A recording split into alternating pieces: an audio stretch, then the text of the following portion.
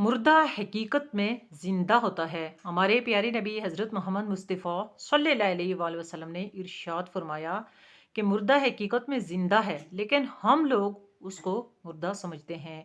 तो आइए सुनते हैं हमारे प्यारे नबी के इरशादात। औज़ु बिल्लाहि मिनश्शैतानिर रजीम, बिस्मिल्लाहिर्रहमानिर्रहीम, रब्बिग़फिर वरहम व अंता खैरुर राहिमीन। हमारे प्यारे नबी की इरशादात हैं कि मुर्दा जो है हकीकत में ज़िंदा है। बस फ़र्क ये है कि हमारी जो ज़िंदगी है और मुर्दे की ज़िंदगी में फ़र्क होता है।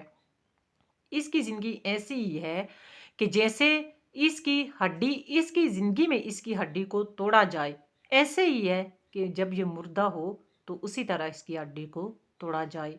यानी कि ये इस हालत में भी यानी कि ये ज़िंदा ही है।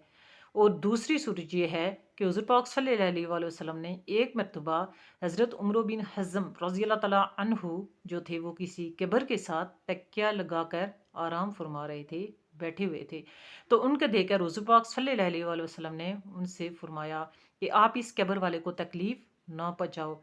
तो इससे भी हमें ये मालूम होता है, साबित होता है और पता चलता है कि मुर्दे जो होते हैं वो कब्र के अंदर ज़िंदा होते हैं, लेकिन हम उनको समझने में कासिर हैं।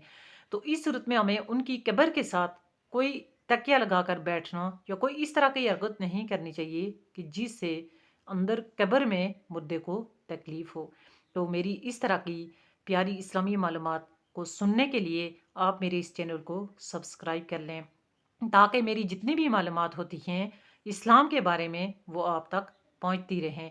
आप आगे ऐसी मालूमात को पहुंचाएं, सदकाए जारिया का सवाब हासिल करें, खुद भी दूसरों को भी ऐसी मालूमात दें और दीन व ईमान में अपना हिस्सा डालें।